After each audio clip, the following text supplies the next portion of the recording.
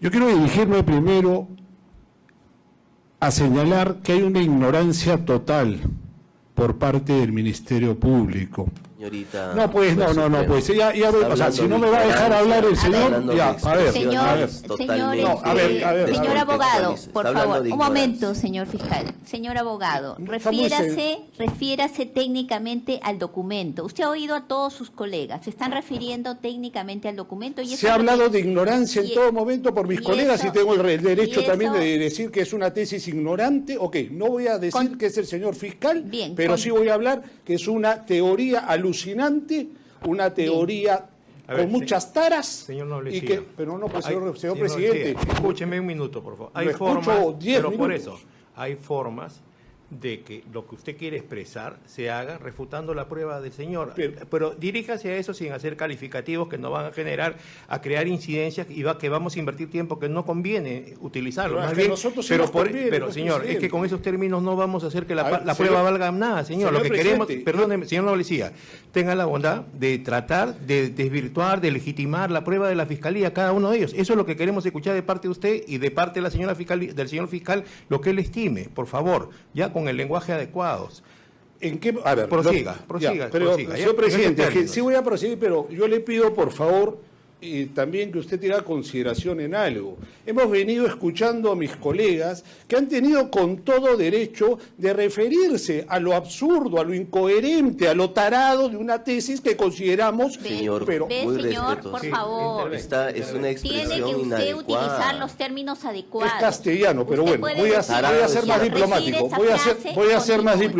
Voy a ser más diplomático, pues que indigna que se intente sorprender al plenario. Señor Noblecía, a nosotros no nos va a sorprender nadie. No, el tema es con pruebas acá. Con pruebas, con argumentos. Alguien que trata de probar su tesis, usted seguramente van a hacer todo lo posible porque eso no sea así. Eso es lo que queremos escuchar, señor. Ya, está bien. Estamos 3 minutos en este tema. No, los casos no se van a ganar por hacer un uso de la palabra de esta manera. Por favor, tenga la bondad. Ya, avance. Diríjase al punto. Los casos se ganan con la verdad. Pero ¿por qué no vale el documento que el señor ha realizado? Eso queremos escuchar. Porque no vale. Por calificativo despectivo no quiere decir que no va a valer nada. No vale porque el uso de este documento está precedido de una gran ignorancia sobre lo que realmente querría demostrar y sorprender a este plenario la Fiscalía. ¿Hasta ahí voy bien? Creo que sí. Me advierten si es que me excedo, pero yo siento que estoy haciendo uso de un derecho democrático y como abogado. Pero en fin, vamos a hablar sobre el documento con el cual la Fiscalía pretende sorprender al plenario, sorprender a la opinión pública y seguir pues con esa tesis absurda de que aquí ha habido una rebelión o un alzamiento armado. El fiscal desde luego que ha llegado tarde pues, y eso tampoco estoy insultando ni estoy faltando el respeto.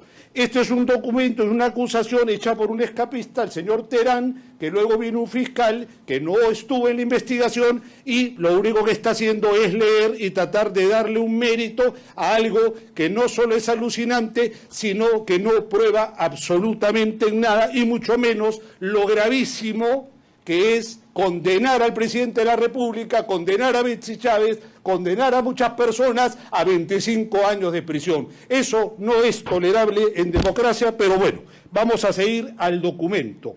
Habla el señor fiscal de Robocop, y tengo derecho a pensar porque ya el general y ya el teniente, ya el mismo,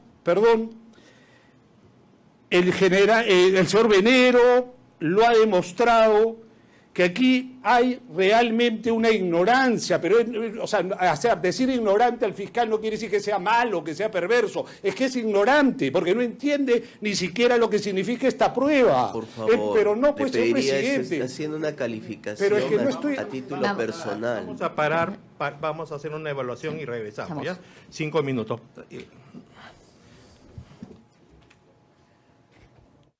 Por estas razones, de conformidad con el artículo 292 del texto único ordenado de la Ley Orgánica del Poder Judicial, se resuelve. 1. Imponer al abogado Raúl Martín Noblecilla Olaechea, por esta vez, la sanción de amonestación por incumplimiento a los deberes señalados en los incisos 2 y 5 del artículo 288 del texto único ordenado de la Ley Orgánica del Poder Judicial. Señora magistrada provisional, y a este tribunal me dirijo. siento que se me quiere atar de manos, siento que se me quiere silenciar, siento que no hay una, y lo voy a decir y tengo también derecho porque es mi opinión, no me pueden condenar por mi opinión, y lo digo con mucho respeto, no hay una imparcialidad. Aquí lo que hay está en juego mi país, mi Estado, está en juego la libertad del presidente constitucional de la República, Pedro Castillo Terrones, está en juego la injusta cárcel que puede afrontar mi patrocinada compañera Betsy Chávez y todos los demás. Hoy, ¿por qué no poder decir? A ver, es que yo quisiera que lo entiendan, y lo voy a decir muy despacito, muy tranquilo. ¿Por qué no reconocer que hay ignorancia? Yo también soy ignorante. Si yo no consulto o interconsulto con el doctor Barranzuela, que ha sido policía durante más de 30 años, yo tampoco entendería mucho lo de Robocop. Para mí Robocop podría ser robots también. Entonces, ¿por qué no decir que el señor fiscal ignora? ¿Por qué no decirlo? ¿Qué de malo? ¿Qué insulto puede ser? Yo soy ignorante de muchas cosas y no me sentiría tampoco aludido en que se me diga, doctor, no le decía, usted es un ignorante. Que se me diga, y ¿sabe lo que haría yo? Me pongo a leer, me pongo a estudiar, no me pongo a leer narrativas absurdas. Pero bueno, no voy a seguir con esto, solamente estoy interponiendo la nulidad absoluta. Muchas gracias, señor presidente de la sala especial. Bueno, de lo que se ha leído en la resolución, que su judicatura se ha tomado alrededor de 1 hora y media en realizar,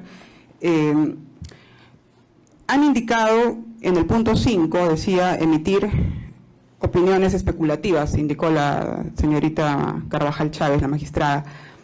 Sin embargo, esta situación se pudo haber evitado cuando en anteriores sesiones el Ministerio Público a mí me interrumpía, prendía el micrófono cuando yo estaba en el uso de la palabra y nunca se le dijo nada. Tuvo que intervenir otra de mis defensas técnicas en otro momento para decirle al Ministerio Público que por favor no sea malcriado, porque era una malcriadez hacer eso. Entonces, aquí nuevamente estamos viendo y viviendo cómo sí es muy ancho para el Ministerio Público y cómo es muy angosto para las defensas. Cuando el Ministerio Público, el señor representante, que es el quinto o sexto representante que tenemos en estas audiencias, utiliza, y ustedes lo han visto, frases especulativas, lee cosas que no están en los documentos, la señora directora de debates nunca le dice nada. Entonces, la señora jefa de debates ha tenido también incidencias en las que ha participado como Ministerio Público. Es natural que en esta ocasión nosotros digamos ese término. El Ministerio Público, señores magistrados, han tenido la oportunidad de traer aquí peritos. Los documentos que estamos revisando en este ahora son justamente documentos que deberían de estar con un peritaje. Entonces, lo que vemos aquí son solamente interpretaciones de lo que dice el Ministerio Público. Decir eso no es un acto peyorativo de ignorancia, no lo es. Ahora, yo entiendo que se quiere llamar al orden, pero ¿por qué solamente siempre es contra mí? ¿Por qué siempre solamente contra mi defensa técnica? ¿Por qué por el contrario al Ministerio Público nunca se le da ninguna amonestación? Entonces yo les pido a ustedes que actúen con esa imparcialidad que indica pues la Constitución política en los artículos que conocemos en el artículo 2, en el inciso 3, 14 del artículo 139 y todo lo que ustedes obviamente conocen mejor que yo. Pero hacer esta situación hoy día que se ha generado por parte del Ministerio Público me parece altamente absurda, con el mayor de los respetos. Sí, señorita magistrada, muy brevemente con relación a estos documentos que hemos analizado esta mañana y que la dilación, ya sabemos pues de dónde proviene. ¿Cómo puede ser que se presenten pruebas que son impertinentes, no son conducentes ni son útiles para probar el delito de rebelión? En esta copia de la relación de armería de la policía, se nos ha dicho, la señorita, por ejemplo, que portaba un arma y que estaba resguardando la puerta de una institución, ¿ha hecho algún disparo? Se nos ha dicho, ¿no?, que algún escopetero ha disparado alguna bomba lacrimógena, ¿dónde lo disparó? Se nos ha dicho que hay aquí otro, el perdiguero, sí disparó cuando menos un perdigón. Se nos ha dicho eso, ¿y dónde? ¿Y qué efectos produjo eso? Y con relación finalmente a esto, al documento 1097, es una relación, dice, de línea de contención, equipo de Robocop, y aquí han explicado en qué consiste. ¿Qué cosa es que con sus rodilleras, con sus coderas, con sus pecheras ya hicieron una rebelión? No, pues aquí hay una inconducencia, no a todas luces. Sin embargo, la Fiscalía se detiene largamente a decir muchas cosas sobre estos documentos, ¿no?, que realmente no dicen, son opiniones alejadas del contenido del documento y que no sirven, no tienen ninguna idoneidad para probar el delito de rebelión, que aquí no hay delito de rebelión como lo he manifestado en otras ocasiones. La justicia tiene que ser, como usted misma ha dicho, todos, no solamente uno, sino todos. Aquí tenemos que actuar de acuerdo al principio de veracidad y la administración de justicia se tiene que sustentar en los hechos. ¿En cuáles hechos? En los hechos probados y en la ley y nada más. Si hace todo lo contrario el Ministerio Público, está contraviniendo el principio de legalidad y moralidad que consagra como funciones principales el artículo 1 de la Ley Orgánica del Ministerio Público. Con relación a lo que señala el señor fiscal, de los escopeteros en esa relación. Así sea una marcha pacífica, va acompañando personal de control de disturbios. Es la misma composición. 8 escuderos, un escopetero y un perdigonero. En los estadios, cuando hay partidos importantes o clásicos, igual se envía la misma composición. En cualquier tipo de marcha, cuando se trate de control de disturbios, siempre se usa el mismo equipo, la misma composición de una escuadra de control de multitudes. Así que así como esa relación va a encontrar en todos los puntos y en todas las zonas donde se cubrió el servicio ese día 7, hay mediaciones del Ministerio Público, hay mediaciones del Palacio de Gobierno, hay mediaciones del Jurado Nacional de Elecciones, hay mediaciones del Congreso de la República, de todas las entidades del Estado que en ese momento se cubrían y eran vulnerables, se cubría con el mismo equipo, con las mismas escuadras, con los mismos medios de policía. Por lo tanto, estas 3 personas tendrían, en todo caso, que aparecer en alguna lista anterior con algún armamento para saber cuándo ingresó y cuándo se entregó y cuándo se devolvió el armamento y qué tipo de armamento, y que cada una de estas personas pudieran haber explicado si ellos formaban parte o no de lo más importante, que es el control de multitudes. Porque aquí estamos confundiendo el grado o el personal que estuvo presente en las inmediaciones del Congreso. Si se trataba de control de multitudes, como ya lo han venido explicando el general Lozada y además el comandante Venero, quienes son los directamente especialistas entre todos los que estamos presentes acá, para que puedan poder determinar y explicar cada una de estas circunstancias, es que básicamente estamos frente a dos cuestiones muy diferentes.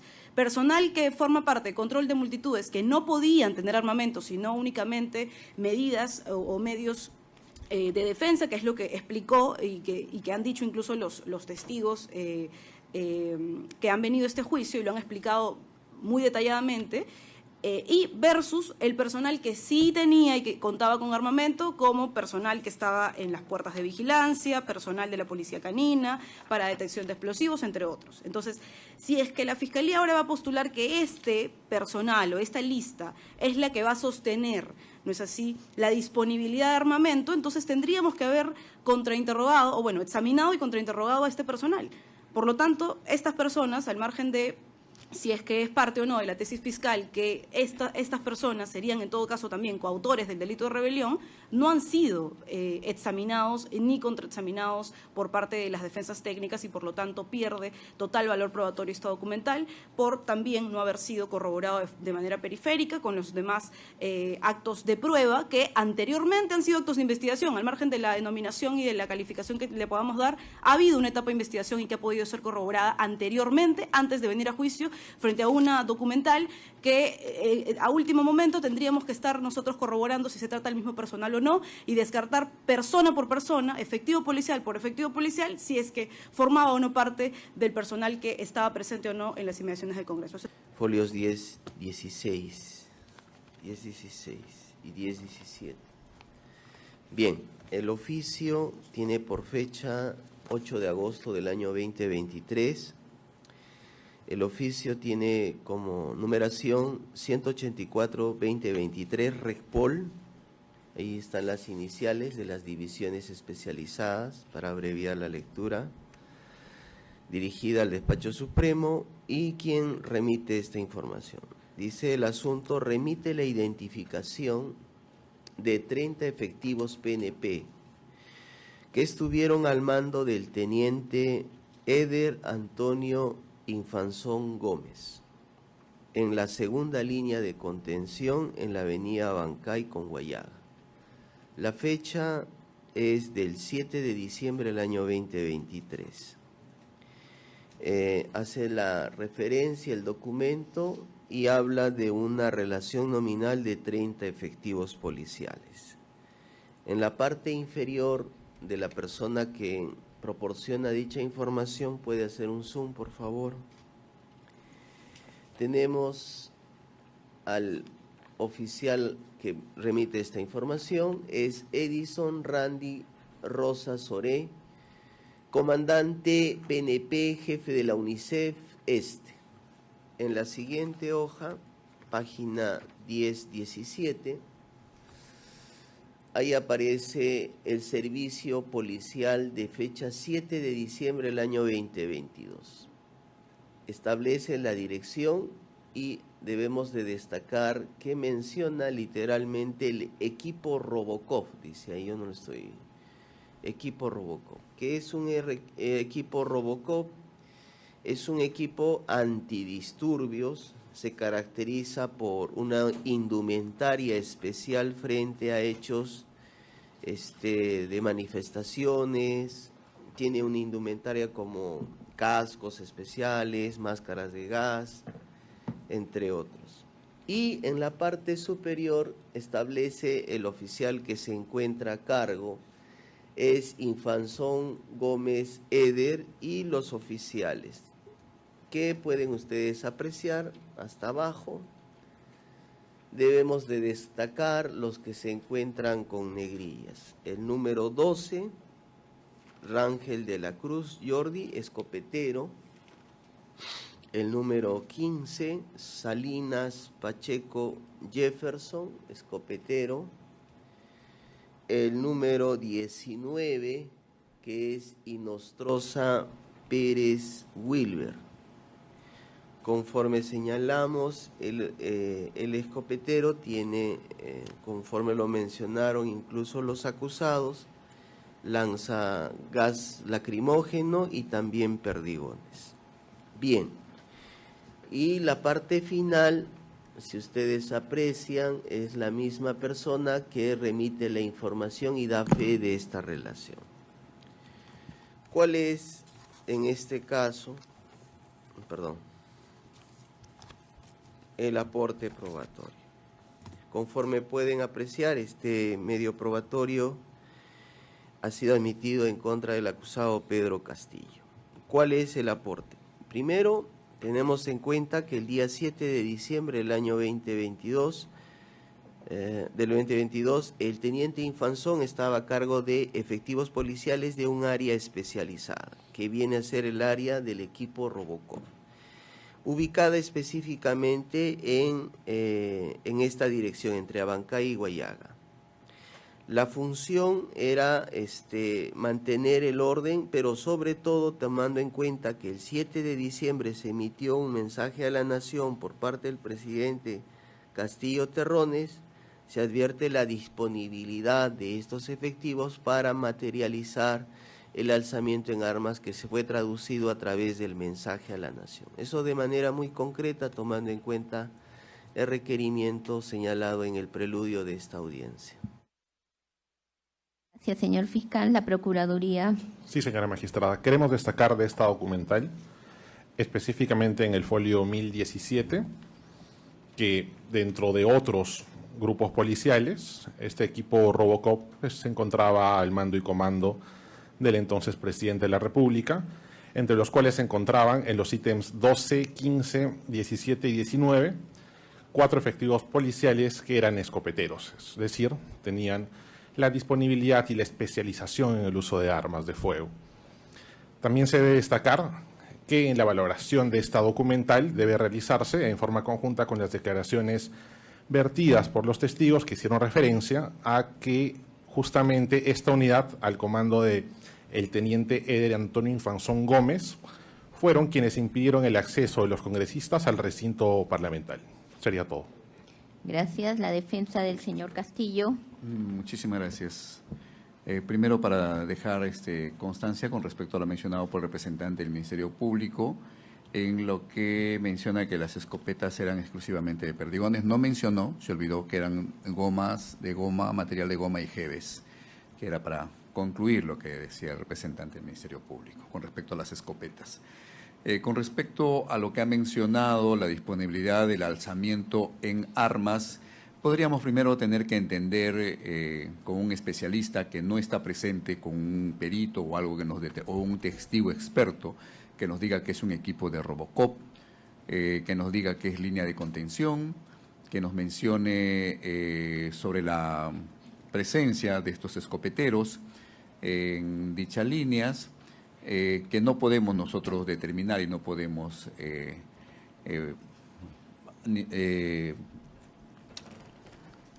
mencionar como una especie de interpretación, porque no nos alcanza ese conocimiento policial.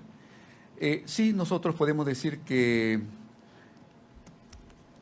este es un documento que menciona un control o un trabajo que realizaba la policía de lo que era de inherente defensiva, de control de una situación. Podría ser que para el día 7 de diciembre, tal cual se mencionó que había ya protestas anunciadas con anticipación al 7 de diciembre, y mencionó un efectivo policial o también se ha mencionado aquí con respecto a que estas protestas, muchas de ellas ya eran de conocimiento.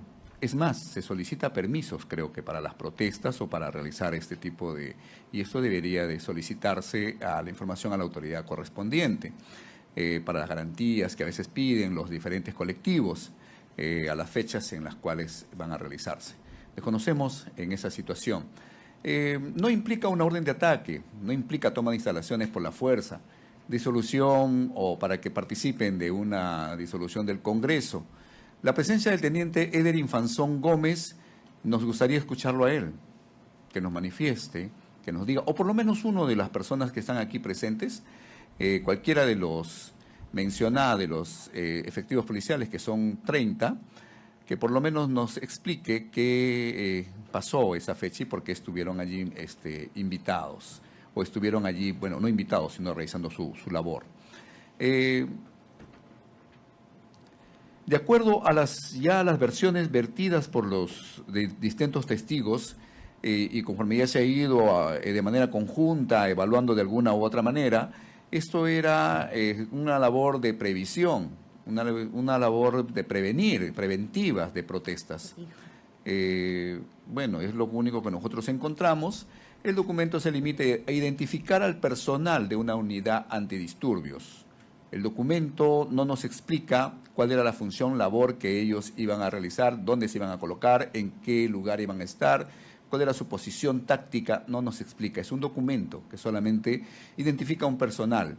No contiene ninguna orden, no contiene instrucciones, no contiene descripción de acciones a realizar, menos el uso de la violencia ofensiva para ir contra el Congreso de la República o tomar instituciones. Solamente hay términos, Robocop, contención, y eso es todo lo que nosotros podríamos mencionar, y no tiene nada que ver con la ejecución de un acto de rebelión o levantamiento o el uso para el levantamiento en armas. Es todo. Muchas gracias. Gracias, señor. La defensa del doctor Torres Vázquez, ¿algún comentario? Sí, gracias, señora magistrada. Señora magistrada, el documento que ha podido desarrollar el Ministerio Público no se advierte en modo alguno, y este medio probatorio tampoco es acreditado como prueba de cargo contra mi patrocinador, el señor Aníbal Torres Vázquez. Sin embargo, debemos precisar que de la relación que aquí tiene de 30 efectivos policiales, pues simplemente es una relación y no hay mayor detalle de ello. Más bien, señores miembros del tribunal, hay que destacar algo, porque el representante del Ministerio Público hace alusión de que habría escopeteros. Sin embargo, en este plenario no se ha demostrado o se ha evidenciado de las mismas pruebas documentales ofrecidas por el Ministerio Público, no ha existido impedimento a ningún congresista por parte de los efectivos policiales haciendo uso de un armamento. Lo único que se ha demostrado en este plenario con las propias pruebas del Ministerio Público es que al expresidente Pedro Castillo Terrones se ha apuntado con armamento de largo alcance él y a su familia. Eso es todo, señor. Muchas gracias. Gracias. La defensa del señor Lozada, ¿algún comentario? Sí, señorita magistrada, muchas gracias. En referencia a esta documental, esta defensa advierte... Sí, esta defensa advierte, señorita magistrada, señores jueces, una falta de corroboración periférica de la prueba, en concreto respecto de esta documental, en contraste y en corroboración con las listas que ha venido presentando el representante del Ministerio Público como parte del personal que presuntamente habría tenido a su disponibilidad armamento, que es lo que hemos advertido en la sesión anterior, al margen de una vulneración a la autenticidad de la prueba, porque estamos frente a una prueba mutilada, la anterior. Ahora, esta documental en concreto ya no es que esté mutilada, sino que esta prueba no está corroborada periféricamente con lo que ha presentado anteriormente el representante del Ministerio Público, lo cual ha sido y es de exigencia por parte de la jurisprudencia de la Corte Suprema. Y por lo tanto, esta lista, ¿no es así?, de lo que en concreto ha resaltado el representante del Ministerio Público, de 4 personas en concreto, efectivos policiales, en las que aparecen entre paréntesis como escopetero, no han venido a este juicio para poder realizarles el contrainterrogatorio que corresponda por parte de todos los abogados que nos encontramos en calidad en este caso, con el grado de participación de coautoría. Por lo tanto, estas 3 personas tendrían en todo caso que aparecer en alguna lista anterior con algún armamento para saber cuándo ingresó y cuándo se entregó y cuándo se devolvió el armamento y qué tipo de armamento, y que cada una de estas personas pudieran haber explicado si ellos formaban parte o no de lo más importante, que es el control de multitudes. Porque aquí estamos confundiendo el grado o el personal que estuvo presente en las inmediaciones del Congreso. Si se trataba de control de multitudes, como ya lo han venido explicando el general Lozada y además el comandante Venero, quienes son los directamente especialistas entre todos los que estamos presentes acá, para que puedan poder determinar y explicar cada una de estas circunstancias, es que básicamente estamos frente a dos cuestiones muy diferentes. Personal que forma parte de control de multitudes que no podían tener armamento, sino únicamente medidas o medios de defensa, que es lo que explicó y que han dicho incluso los testigos que han venido a este juicio y lo han explicado muy detalladamente, y versus el personal que sí tenía y que contaba con armamento, como personal que estaba en las puertas de vigilancia, personal de la policía canina, para detección de explosivos, entre otros. Entonces, si es que la Fiscalía ahora va a postular que este personal o esta lista es la que va a sostener, ¿no es así?, la disponibilidad de armamento, entonces tendríamos que haber contrainterrogado, o bueno, examinado y contrainterrogado a este personal. Por lo tanto, estas personas, al margen de si es que es parte o no de la tesis fiscal, que estas personas serían en todo caso también coautores del delito de rebelión, no han sido examinados ni contraexaminados por parte de las defensas técnicas y por lo tanto pierde total valor probatorio esta documental por también no haber sido corroborado de manera periférica con los demás actos de prueba que anteriormente han sido actos de investigación. Al margen de la denominación y de la calificación que le podamos dar, ha habido una etapa de investigación y que ha podido ser corroborada anteriormente, antes de venir a juicio, frente a una documental que a último momento tendríamos que estar nosotros corroborando si se trata del mismo personal o no y descartar persona por persona, efectivo policial por efectivo policial, si es que formaba o no parte del personal que estaba presente o no en las inmediaciones del Congreso. Eso es todo. Muchas gracias. Gracias. La defensa del señor Venero. ¿Algún comentario? Sí, señorita, por favor, disculpe. Sí, disculpe, un ratito. El señor Lozada. Sí, señorita jueza, por favor, muy preciso, muy preciso. Con relación a lo que señala el señor fiscal, de los escopeteros en esa relación. Así sea una marcha pacífica, va acompañando personal de control de disturbios. Es la misma composición. 8 escuderos, un escopetero y un perdigonero. En los estadios, cuando hay partidos importantes o clásicos, igual se envía la misma composición. En cualquier tipo de marcha, cuando se trate de control de disturbios, siempre se usa el mismo equipo, la misma composición de una escuadra de control de multitudes. Así que así como esa relación va a encontrar en todos los puntos y en toda la zona donde se cubrió el servicio ese día 7, hay mediaciones del Ministerio Público, hay mediaciones del Palacio de Gobierno, hay mediaciones del Jurado Nacional de Elecciones, hay mediaciones del Congreso de la República, de todas las entidades del Estado que en ese momento se cubrían y eran vulnerables, se cubría con el mismo equipo, con las mismas escuadras, con los mismos medios de policía. Gracias, eso es todo, señorita. Gracias. Bien, ahora sí, doctor. Señoría,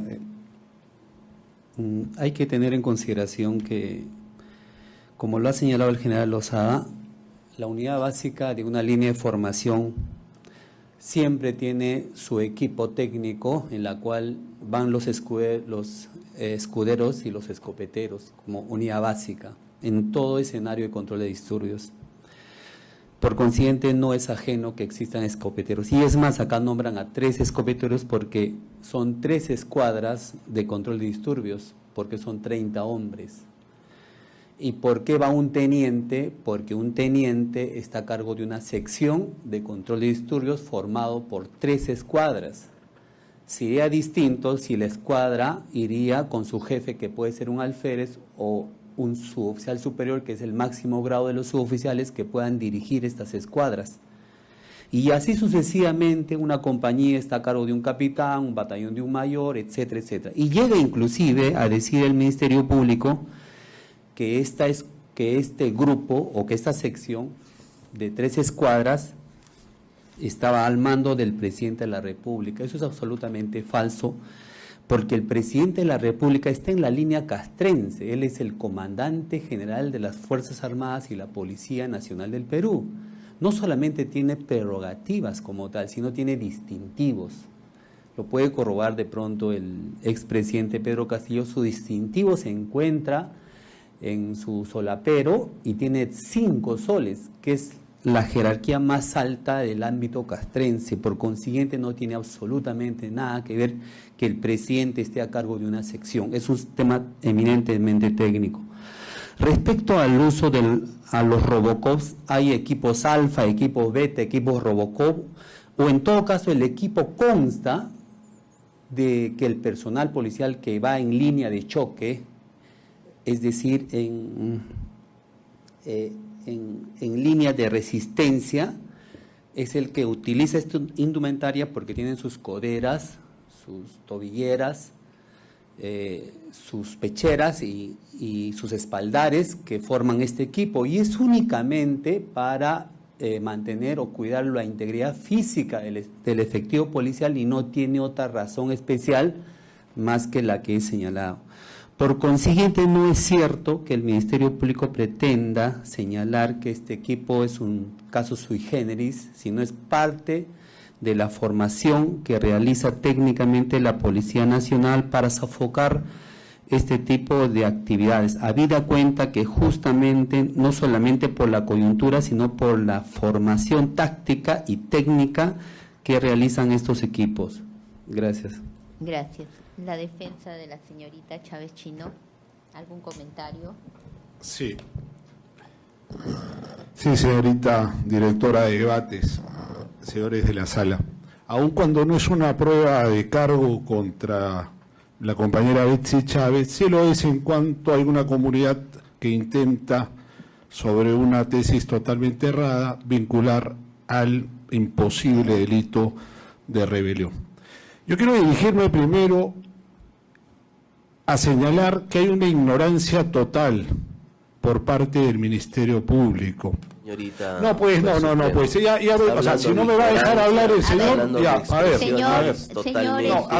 señor abogado, por favor, un momento, señor fiscal. Señor abogado, refiérase técnicamente al documento. Usted ha oído a todos sus colegas, se están refiriendo técnicamente al documento. Y se ha hablado de ignorancia en todo momento por mis colegas y tengo el derecho también de decir que es una tesis ignorante. Ok, no voy a decir que es el señor fiscal, pero sí voy a hablar que es una teoría alucinante, una teoría con muchas taras. Señor Noble, pero no, pues, señor presidente. Escúcheme un minuto, por favor. Hay formas, pero por eso, hay formas de que lo que usted quiere expresar se haga refutando la prueba del señor. Pero diríjase a eso sin hacer calificativos que nos van a crear incidencias y que vamos a invertir tiempo que no conviene utilizarlo. Más bien, pero señor, es que con esos términos no vamos a hacer que la prueba valga nada, señor. Lo que queremos, perdóneme, señor Noblecía, tenga la bondad de tratar de desvirtuar, de legitimar la prueba de la Fiscalía, cada uno de ellos. Eso es lo que queremos escuchar de parte de usted y de parte de la señora fiscal, del señor fiscal, lo que él estime, por favor, ya con el lenguaje adecuado. ¿En qué? A ver, prosiga. Señor presidente, sí voy a proseguir, pero yo le pido, por favor, también que usted tenga consideración en algo. Hemos venido escuchando a mis colegas que han tenido con todo derecho de referirse a lo absurdo, a lo incoherente, a lo tarado de una tesis que consideramos... Señor, señor, por favor. Esta es una expresión tiene que usted inadecuada. utilizar los términos adecuados. Es castellano, pero bueno, voy a ser más diplomático. Voy a ser más diplomático, pero es que indigna que se intente sorprender al plenario. Señor Noblecía, a nosotros no nos va a sorprender nadie. No, el tema es con pruebas acá. Con pruebas, con argumentos. Alguien que trata de probar su tesis, usted seguramente van a hacer todo lo posible porque eso no sea así. Eso es lo que queremos escuchar, señor. Ya, está bien. Estamos 3 minutos en este tema. Los casos no se van a ganar por hacer un uso de la palabra de esta manera. Por favor, tenga la bondad. Ya, avance. Diríjase al punto. Los casos se ganan con la verdad. Pero ¿por qué no vale el documento que el señor ha realizado? Eso queremos escuchar. Porque no vale. Por calificativo despectivo no quiere decir que no va a valer nada. No vale porque el uso de este documento está precedido de una gran ignorancia sobre lo que realmente querría demostrar y sorprender a este plenario la Fiscalía. ¿Hasta ahí voy bien? Creo que sí. Me advierten si es que me excedo, pero yo siento que estoy haciendo uso de un derecho democrático y como abogado. Pero en fin, vamos a hablar sobre el documento con el cual la Fiscalía pretende sorprender al plenario, sorprender a la opinión pública y seguir pues con esa tesis absurda de que aquí ha habido una rebelión o un alzamiento armado. El fiscal, desde luego que ha llegado tarde, pues, y eso tampoco estoy insultando ni estoy faltando el respeto. Este es un documento, es una acusación hecha por un escapista, el señor Terán, que luego vino un fiscal que no estuvo en la investigación y lo único que está haciendo es leer y tratar de darle un mérito a algo que no solo es alucinante, sino que no prueba absolutamente en nada y mucho menos lo gravísimo que es condenar al presidente de la República, condenar a Betsy Chávez, condenar a muchas personas a 25 años de prisión. Eso no es tolerable en democracia, pero bueno, vamos a seguir al documento. Habla el señor fiscal de Robocop, y tengo derecho a pensar porque ya el general y ya el teniente, ya el mismo, el señor Venero lo ha demostrado que aquí hay realmente una ignorancia, pero decir ignorante al fiscal no quiere decir que sea malo, que sea perverso, es que es ignorante, porque no entiende ni siquiera lo que significa esta prueba. Por favor, pero no, pues, señor presidente. Haciendo una calificación pero es que no estoy... a título personal. Vamos a parar, vamos a hacer una evaluación y regresamos, ¿ya? 5 minutos.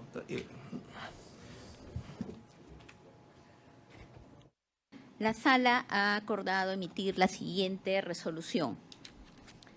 Lima, 12 de junio del 2025. Dado cuenta en audiencia pública el incidente suscitado en la fecha debido al comportamiento de parte del señor abogado Raúl Noblecilla Olaechea, defensa técnica de la acusada Betsy Chávez Chino, quien muestra incumplimiento frente a las disposiciones de orden y respeto emanadas por este Supremo Tribunal, en el marco de la prosecución de la audiencia que se realiza en la fecha, en el contexto del juicio oral seguido en contra del acusado José Pedro Castillo Terrones y otros por delito de rebelión y otros en agravio del Estado, considerando, primero, el numeral 14 del artículo 139 de la Constitución reconoce el principio de no ser privado del derecho de defensa en ningún estado del proceso. En concordancia con ello, el artículo 9 del título preliminar del Código Procesal Penal, en adelante CPP, establece que toda persona tiene derecho a una defensa técnica de su libre elección o, en su caso, por una de oficio. 2. Que no obstante, como lo ha establecido el Tribunal Constitucional peruano, ningún derecho fundamental puede ser considerado ilimitado en su ejercicio.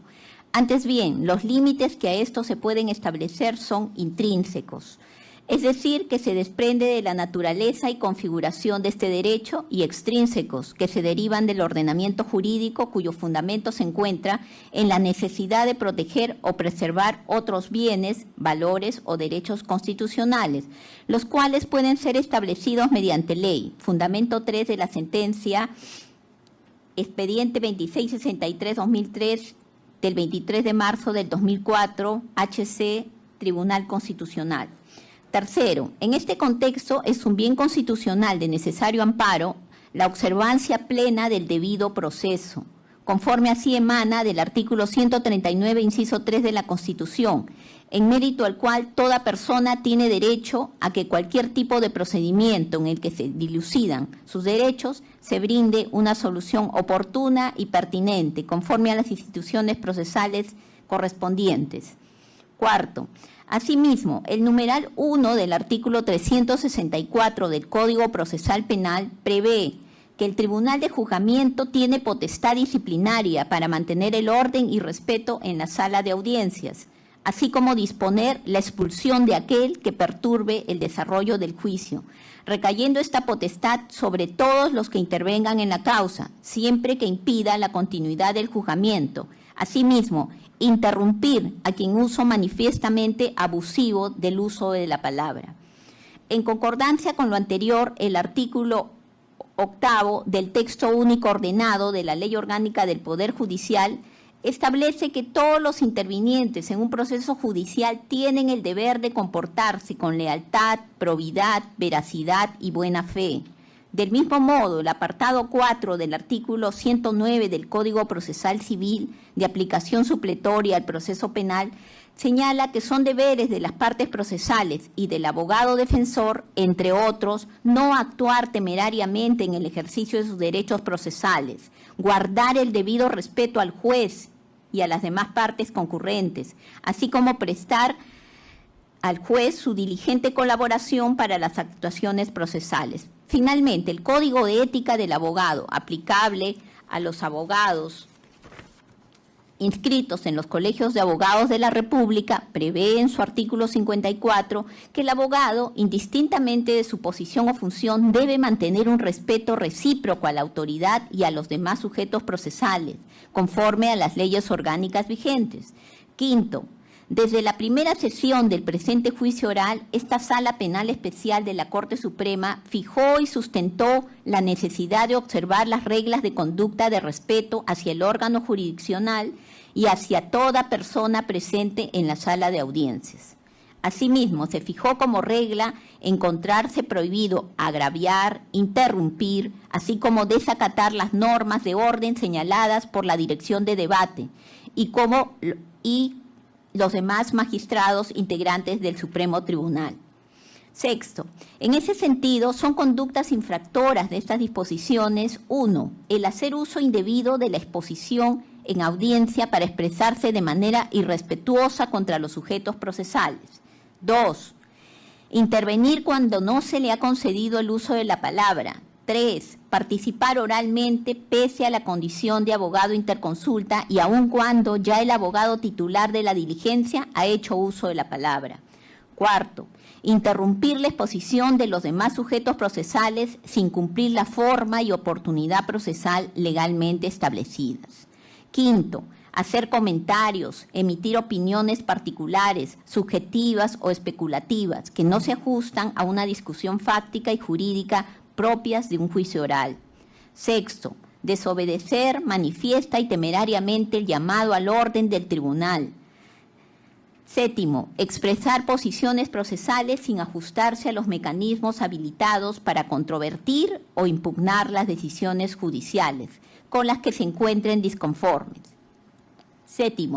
El artículo 292 del texto único ordenado de la Ley Orgánica del Poder Judicial señala que los magistrados sancionan a los abogados que no cumplan con los deberes indicados, entre otros, en los incisos 2 y 5 del artículo 288 de esta misma ley especial, el cual establece como deberes del abogado defensor, entre otros, patrocinar a sus defendidos con sujeción a los principios de lealtad y buena fe ante el órgano jurisdiccional, así como actuar con moderación y guardar el debido respeto en sus intervenciones.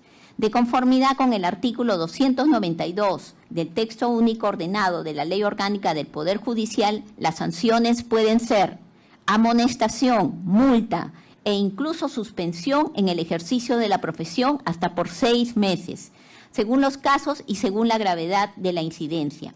Asimismo, estas sanciones son comunicadas a la Presidencia de la Corte Superior y al Colegio de Abogados del Distrito Judicial respectivo. 8.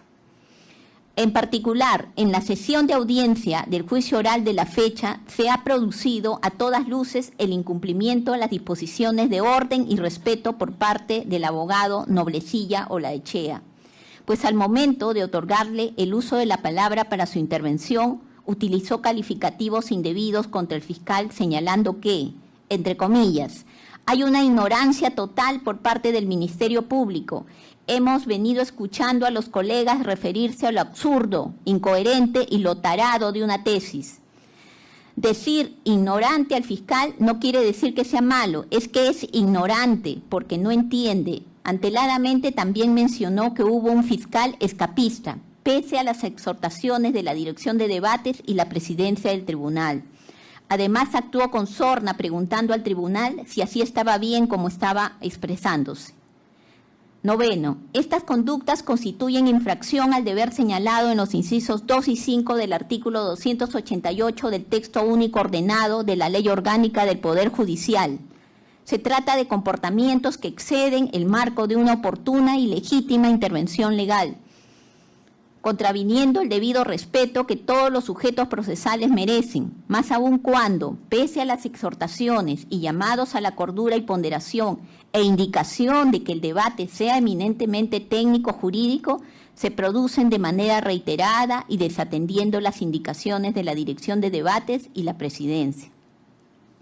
Este comportamiento del señor abogado Noblecilla, lindante con la transgresión de sus deberes procesales éticos y profesionales, se ha advertido en anteriores sesiones, entre ellas la sesión 12 del 1 de abril del año en curso, cuando declaró la testigo Marta Moyano, quien pidió respeto por el interrogatorio del abogado Noblecilla, y la sala le llamó la atención pidiendo que se centre en el objeto de la declaración. En general, ha de acotarse que durante este juzgamiento, este tribunal ha procurado superar las incidencias para agilizar la prosecución de la causa y con recomendaciones inmediatas. Empero, en esta ocasión, lo descrito precedentemente amerita la imposición de la medida disciplinaria de amonestación por esta única vez. 10. Al respecto, es muy ilustrativa la sentencia del Tribunal Constitucional en el expediente 1742-2010, THC/TC, caso Laurinda y Antoy Villegas, en la que se le impuso una medida disciplinaria de 20 unidades de referencia procesal por su actuación impropia en el proceso constitucional concernido, en la que se hace alusión precisamente a los deberes procesales que se refieren a la necesidad de no asumir conductas impropias, en la medida que está proscrito por el artículo 103 de la Constitución el abuso del derecho en general. Y de igual forma se desarrolla la importancia del cumplimiento de los deberes de las partes y abogados que también se han hecho alusión en la presente resolución, enfatizando que conforme a lo señalado en los artículos 2, 3 y 31 del Código de Ética de los Colegios de Abogados, el abogado o abogada debe mantener el honor y la dignidad profesional y no debe realizar acto alguno que estorbe la administración de justicia. 11. En este orden de ideas, como se aludió líneas arriba, al ser la primera oportunidad en que este órgano jurisdiccional estima necesario sancionar al indicado abogado defensor, se considera prudencial la determinación de la sanción de amonestación, la misma que será comunicada al Colegio de Abogados concernido y a la Presidencia de la Corte Superior donde se encuentra registrado su título, sin perjuicio de la exhortación que corresponde para el cumplimiento de los referidos deberes, bajo apercibimiento de la implementación, si fuera necesario, de tomar otras medidas que fueran pertinentes o necesarias, tales como expulsión de la audiencia, multa o suspensión según el caso, si persistieran las conductas descritas o asumir otras que fueran igualmente reprochables según el ordenamiento jurídico vigente, máxime si la imposición de este tipo de medidas importa la distracción y pérdida de un valioso tiempo con perjuicio de todas y cada una de las partes asistentes a las audiencias. Por estas razones, de conformidad con el artículo 292 del texto único ordenado de la Ley Orgánica del Poder Judicial, se resuelve: 1. Imponer al abogado Raúl Martín Noblecilla Olaechea, por esta vez, la sanción de amonestación por incumplimiento a los deberes señalados en los incisos 2 y 5 del artículo 288 del texto único ordenado de la Ley Orgánica del Poder Judicial, disponiéndose se curse oficio a la presidencia de la Corte Superior donde se ha inscrito el citado abogado y al Colegio de Abogados correspondiente para los fines de ley. Exhórtese al abogado Raúl Noblecilla Olaechea a que se desempeñe en ese juzgamiento cumpliendo estrictamente los deberes de lealtad, veracidad, probidad y buena fe a que se encuentra obligado, bajo estricto apercibimiento de implementarse otras medidas a que hubiere lugar. 2. Reiterar al abogado citado y a todas las partes procesales que ciñan su conducta a los deberes de lealtad, buena fe y debido respeto a los sujetos procesales, absteniéndose de provocar interrupciones, comentarios e intervenciones indebidas, en cumplimiento a las disposiciones de orden y respeto emanadas del órgano jurisdiccional, bajo apercibimiento de dictarse las medidas de disciplina y corrección correspondientes. Firmados Neira Flores, presidente, Guerrero López y Carvajal Chávez. Es la decisión que ha dictado este tribunal. Señor Raúl Noblecilla. Sí, señorita directora de debates. Por supuesto que no puedo estar de acuerdo a lo que considero una restricción total a los derechos constitucionales, no solamente de Betsy Chávez Chino, sino de los que todos, y tengo derecho en decirlo, injustamente están soportando un juicio que podría llevarlos a una también injusta condena por algo que por supuesto nunca existió. Usted ha relatado, y tengo derecho también a decirlo, creo que se asemeja más al comportamiento de la Fiscalía que ha tenido a lo largo de este proceso y no en mi persona. En virtud de ello debo defenderme, por supuesto, debo defender este juicio, debo defender a mi Estado, al Perú, a la democracia, a lo injusto del secuestro político del presidente Pedro Castillo, de Betsy Chávez y de otros. Por tal motivo solicito la nulidad absoluta y me amparo en el artículo 150 del Código Procesal Penal, en cuanto dice: no será necesaria la solicitud de nulidad de algún sujeto procesal y podrán ser declarados aún de oficio los defectos concernientes. 2 puntos. Me voy al D, cuando se habla a la inobservancia del contenido esencial de los derechos y garantías previstos por la Constitución. Hoy tenemos una Constitución. Bueno, hoy tenemos un régimen que no respeta mucho la Constitución, pero tenemos una Constitución y, valgan verdades, me quiero valer de esa Constitución. Y en tal sentido, me quiero hacer valer del artículo 139 sobre los principios de la función jurisdiccional, en cuanto se habla en el inciso 3 de la observancia del debido proceso y la tutela jurisdiccional efectiva, como también en el punto 14, el principio de no ser privado del derecho de defensa en ningún estado del proceso.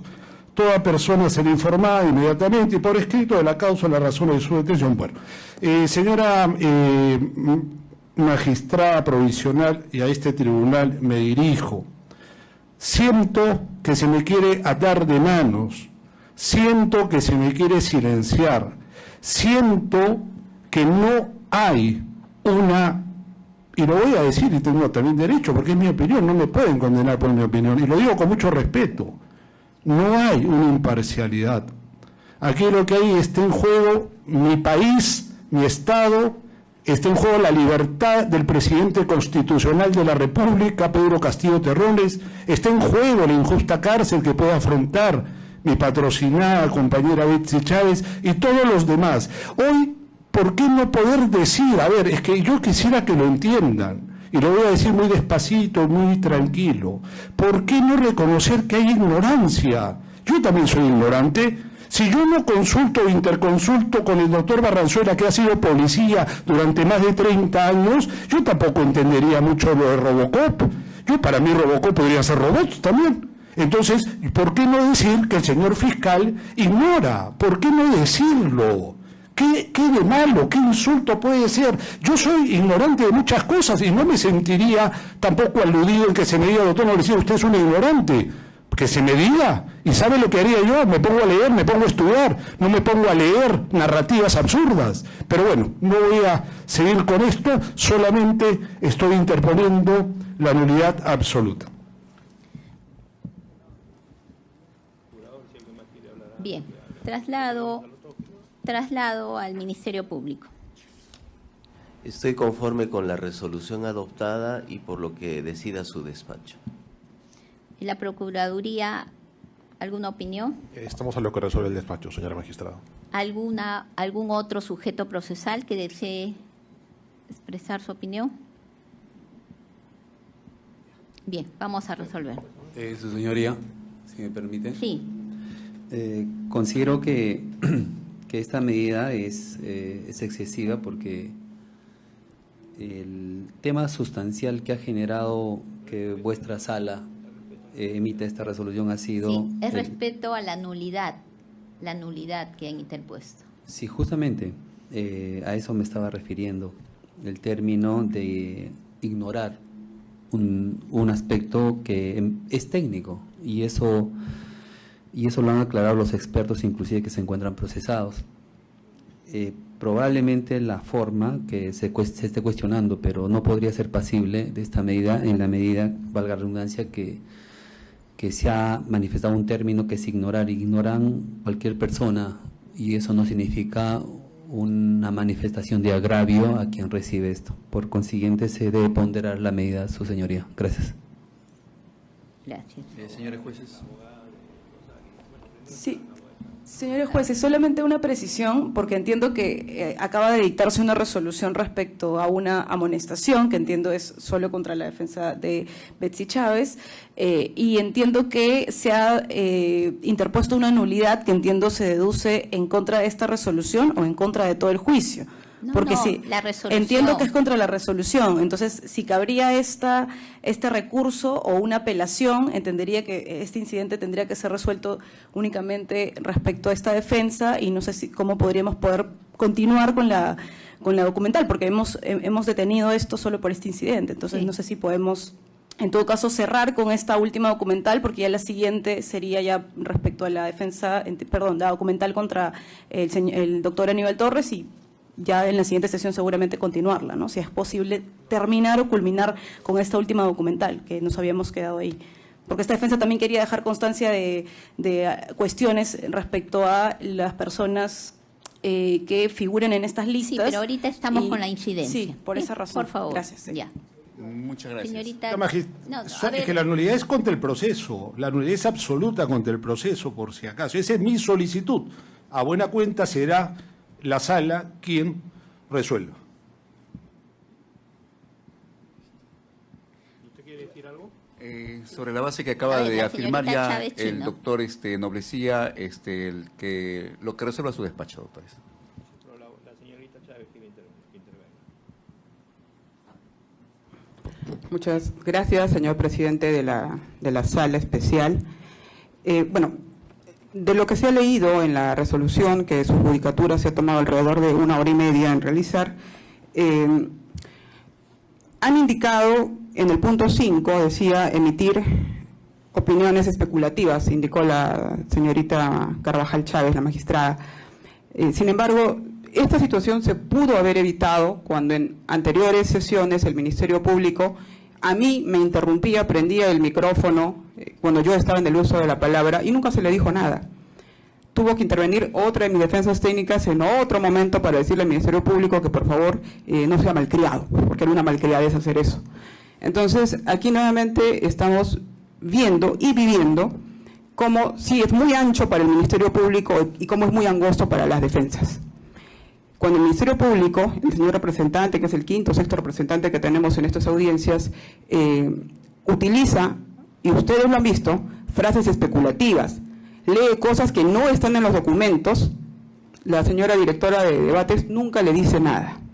Entonces, la señora jefa de debates ha tenido también incidencias en las que ha participado como Ministerio Público. Es natural que en esta ocasión nosotros digamos ese término. El Ministerio Público, señores magistrados, han tenido la oportunidad de traer aquí peritos.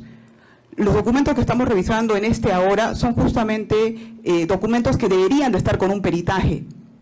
Entonces, lo que vemos aquí son solamente interpretaciones de lo que dice el Ministerio Público. Decir eso no es un acto peyorativo de ignorancia, no lo es.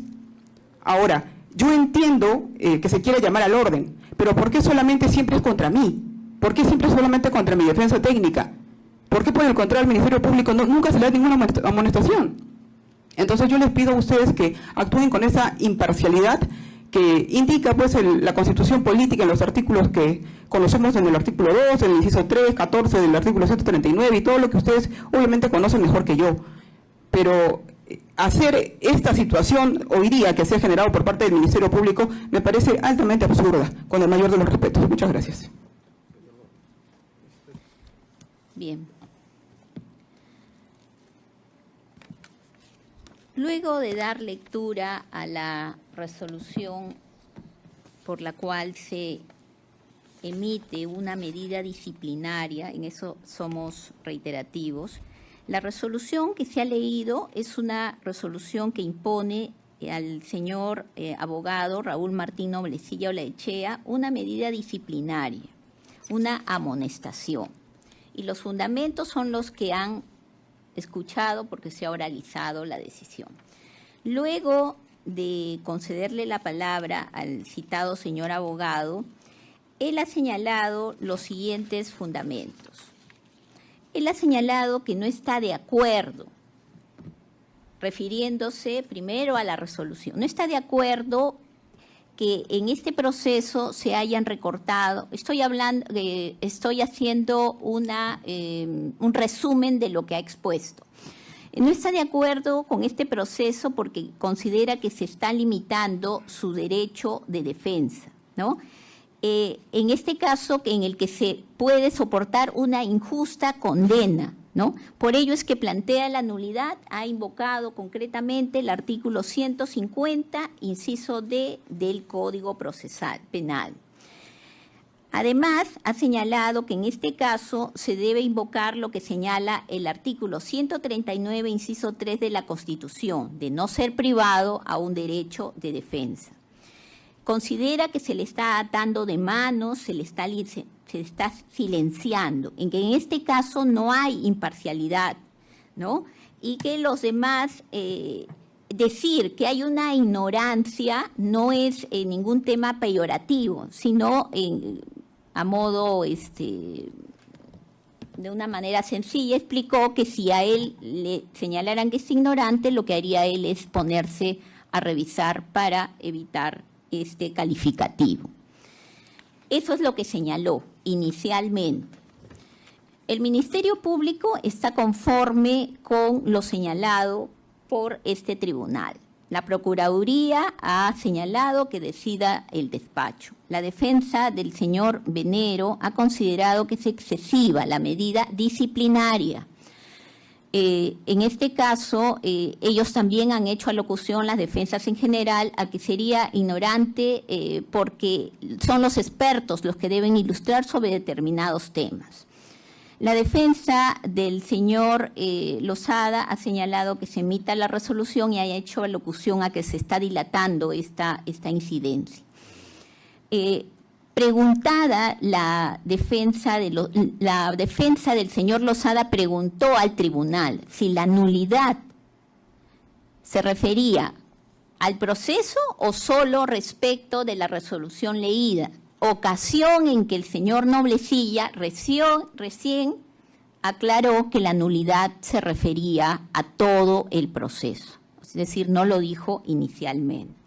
Bien, entonces tenemos que señalar Toda nulidad, de acuerdo al artículo 150 del Código Procesal Penal, inciso D, señala: no se será necesaria la solicitud de nulidad de algún sujeto procesal y podrán ser declarados aún de oficio los defectos concernientes a la inobservancia del contenido esencial de los derechos y garantías previstos por la Constitución.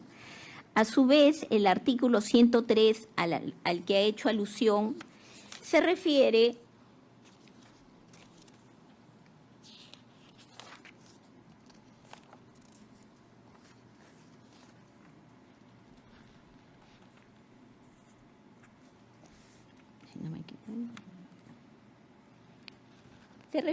a las leyes especiales, retroactividad benigna.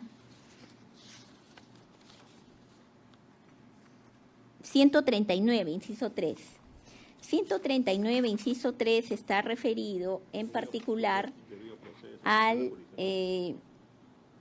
la observancia del debido proceso y la tutela jurisdiccional. Ninguna persona puede ser desviada de la jurisdicción predeterminada por ley ni sometida a procedimiento distinto de los previamente establecidos, entre otros. En lo que nos interesa, la observancia del debido proceso y la tutela jurisdiccional.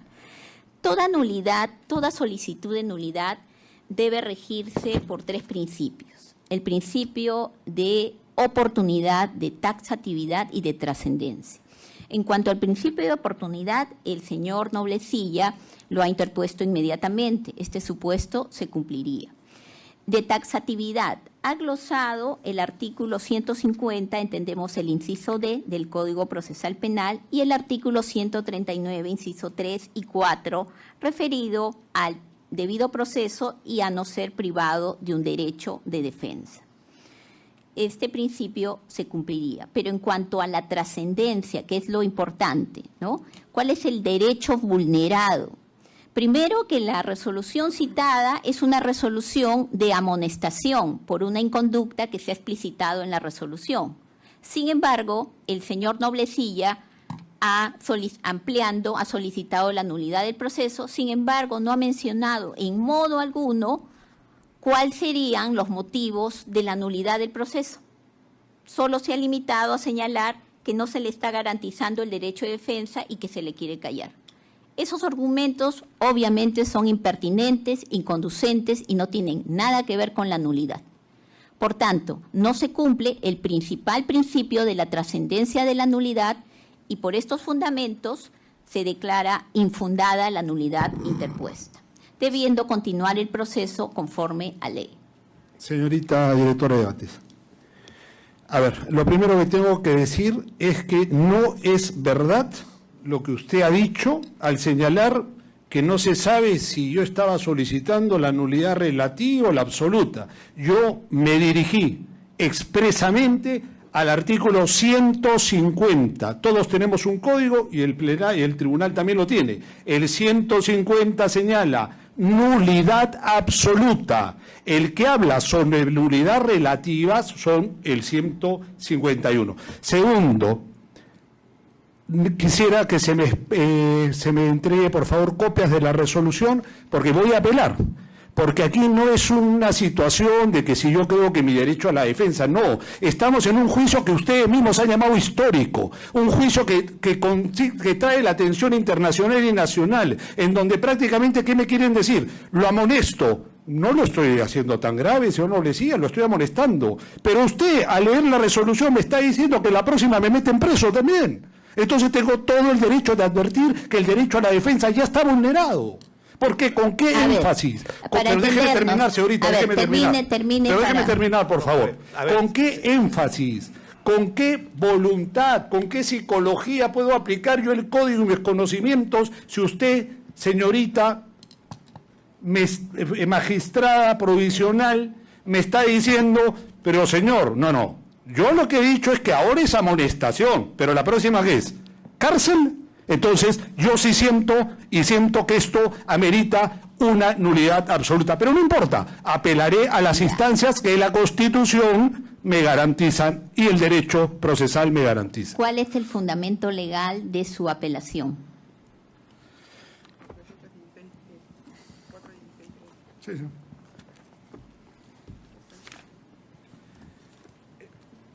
El recurso de apelación en el artículo 416, resoluciones apelables y exigencia formal. El recurso de apelación procederá contra, literal E, los autos expresamente declarados apelables o que causen gravamen irreparable. Señorita magistrada, usted tendrá su modo de apreciar el derecho y yo lo tengo que respetar, lo cual no implica que usted no respete el mío. Yo lo único que estoy solicitando acá es realmente, y lo vuelvo a decir y no tengo ningún problema, en quítenos, porque les corresponde a ustedes como tribunal, en nombre de la Nación del Perú, quítenos esta estigmatización de que acá hay culpables sin sentencia, porque así lo sentimos. El hecho de no permitirlo, el hecho de estarnos observando a la primera de gastos, como dice la doctora Betsy Chávez, al Ministerio Público tiene un tratamiento señor, especial. Disculpe que lo interrumpa, pero estamos en la incidencia. Pero la incidencia, estoy argumentando por mi defensa. El legal le pedí, ya me lo dio. Ya se lo di. Ahora, ya vamos a evaluar si el dispositivo legal para ver el concesorio de su apelación.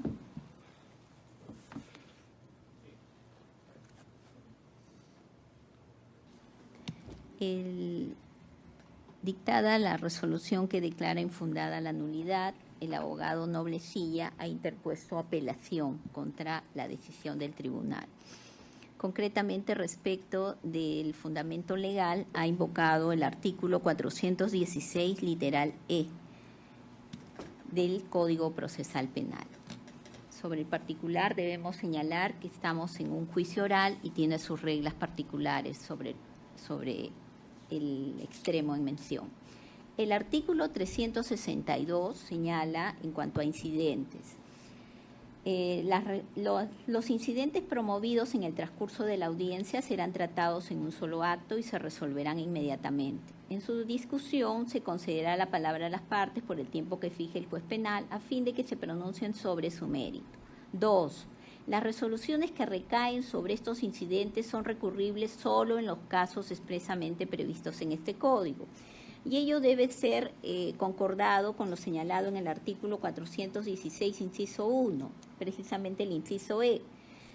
El recurso de apelación procederá solo contra los autos expresamente declarados apelables o que causen gravamen irreparable.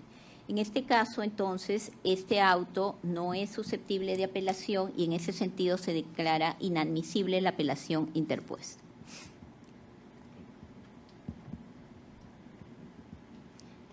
Y continuamos con la audiencia. Señorita directora de debates, por favor, solicito copias de las resoluciones a fin de seguir insistiendo por mis derechos constitucionales y por el derecho a la democracia. Gracias. Bien, se dispone, se les pidan las copias pertinentes de las actas, copias de las actas pertinentes. Bien, señor fiscal. El acusado. Perdón, el señor quiere intervenir. ¿Qué tiene que hacer, señor? No, si es que ya se terminó este incidente. Vamos a continuar. Sí, vamos. Antes de continuar al siguiente documento, quisiera dejar una constancia sobre los dos documentos que se han analizado esta mañana. Continuamos en el estadio donde nos quedamos. A mí sí me interrumpió. ¿Puedo seguir o ya no puedo ejercer? Claro, sí. Ah, ya. Ok, gracias. Estaba opinando sobre el documento, un comentario.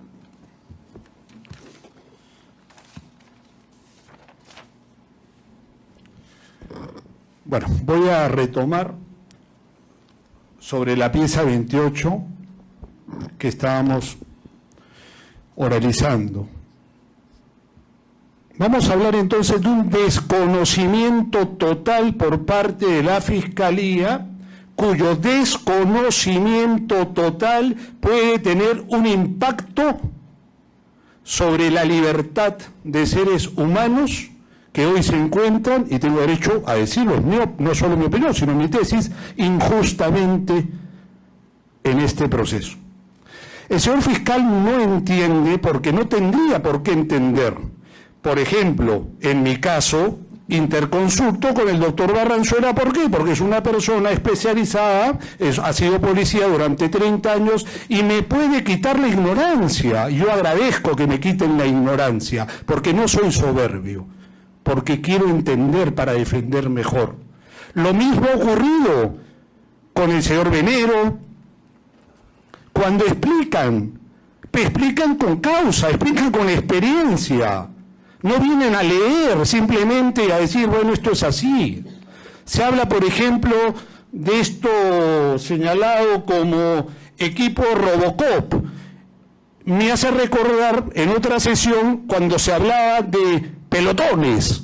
Un poco claro, para enervar, ¿verdad? Para hacer sentir como, caramba, pelotones, Robocop. Entonces, en la ignorancia que es normal para cualquiera, uno podría decir Robocops, caramba, son pues robots, van a destruir el país, no lo sé, o tienen pues armas nucleares. Señores, Robocop ya se explicó lo que es.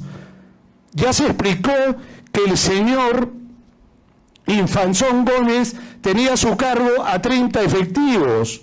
¿Efectivos para qué? Para controlar el orden.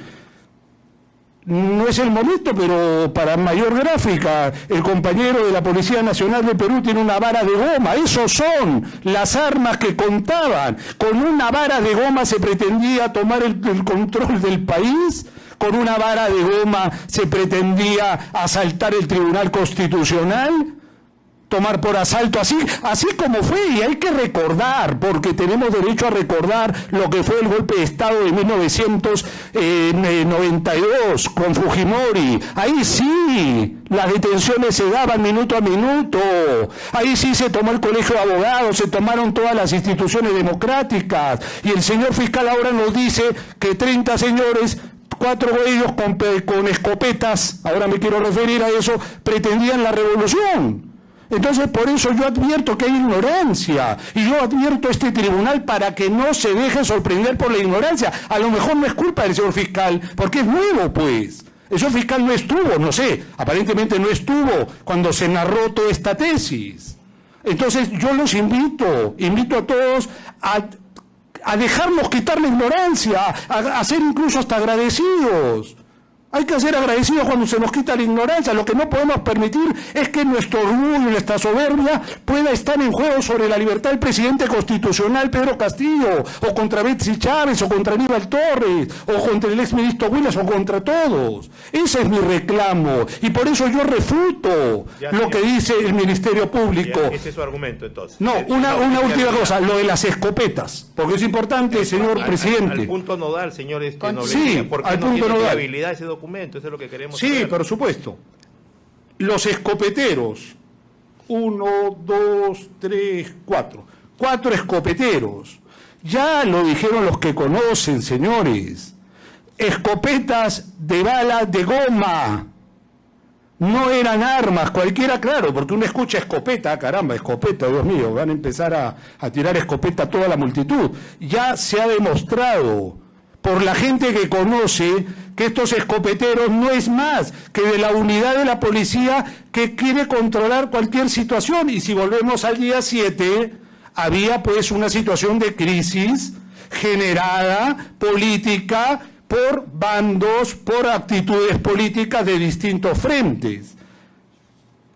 Finalmente, y con esto, bueno, si se me permite ya termino, es que ni siquiera se nos dice si existe algún acta que pruebe que este conjunto de individuos o de policías al mando del señor Infanzón dispararon, alguna detención, alguna situación. No, simplemente Fiscalía dice, hay escopeteros, hay robots, hay un señor Infanzón y hay un golpe de Estado.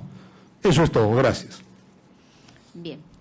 Sí, señor Torres. Sí, señorita magistrada, muy brevemente con relación a estos documentos que hemos analizado esta mañana y que la dilación, ya sabemos pues de dónde proviene. ¿Cómo puede ser que se presenten pruebas que son impertinentes, no son conducentes ni son útiles para probar el delito de rebelión?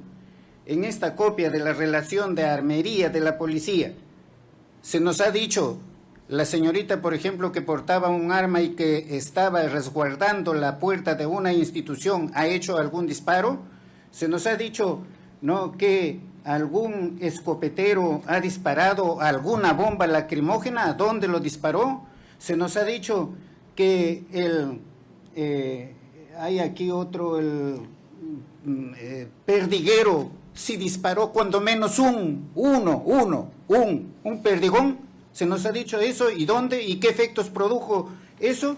Y con relación finalmente a esto, al documento 1097, es una relación, dice, de línea de contención, equipo de Robocop, y aquí han explicado en qué consiste. ¿Qué cosa es? Que con sus rodilleras, con sus coderas, con sus pecheras, ya hicieron una rebelión. No, pues aquí hay una inconducencia, no a todas luces. Sin embargo, la Fiscalía se detiene largamente a decir muchas cosas sobre estos documentos, ¿no?, que realmente no dicen, son opiniones alejadas del contenido del documento y que no sirven, no tienen ninguna idoneidad para probar el delito de rebelión, que aquí no hay delito de rebelión como lo he manifestado en otras ocasiones. La justicia tiene que ser, como usted misma ha dicho, todos, no solamente uno, sino todos. Aquí tenemos que actuar de acuerdo al principio de veracidad, y la administración de justicia se tiene que sustentar en los hechos. ¿En cuáles hechos? En los hechos probados y en la ley, y nada más. Si hace todo lo contrario el Ministerio Público, está contraviniendo el principio de legalidad y moralidad que consagra como funciones principales el artículo 1 de la Ley Orgánica del Ministerio Público. Muchas gracias. Gracias, señor. Bien, la defensa del señor Oliva. ¿Algún comentario? Huerta Oliva. Sí. Sí, intervino. Sí, ya estaba así. Permiso. Bueno, como anteriormente he manifestado en otras audiencias, yo lamento lo que usted dijo en estos momentos aquí en la audiencia, pero esto trae como consecuencia de que lamentablemente la Fiscalía y la Procuraduría tienen un total desconocimiento de qué significa este documento, el contenido y la razón de este documento. Por eso señalo de que yo, precisamente, es un documento netamente policial. Solamente los especialistas o en materia policial podemos dar explicación a ustedes, ilustrarlos y hacerle conocer de qué se trata este documento. Pero lamentablemente la Fiscalía no ha traído aquí al juicio oral al comandante Rojas Oré, al comandante de la Policía Nacional, que es jefe de la Unidad de Servicios Especiales Eso es importante porque él habría ilustrado de qué se trata este documento, ¿no? Así que ya también agregó también el general Lozada al respecto. Entonces, estas situaciones, como ella manifestó anteriormente, nos trae un retraso, dilaciones prácticamente a este juicio, porque deberíamos ser concretos, específicos y darle todas las especificaciones veraces sobre esta documentación. Y yo lamento realmente estas situaciones porque vuelvo a reiterar, hay documentos que no se han traído, los que han formulado estos documentos, que han firmado estos documentos, que a ustedes le van a dar una información veraz, para que usted, como magistrada... Sí, perdón, sí, tiene razón. Sí, el doctor Llerena.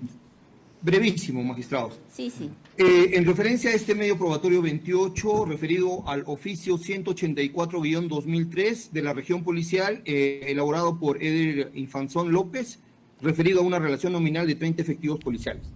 El aporte probatorio que señala el Ministerio Público dice que el teniente Infanzón, a cargo del equipo Robocop, cuyo función es mantener el orden, dice, se tenía la disponibilidad de efectivos para materializar el alzamiento en armas.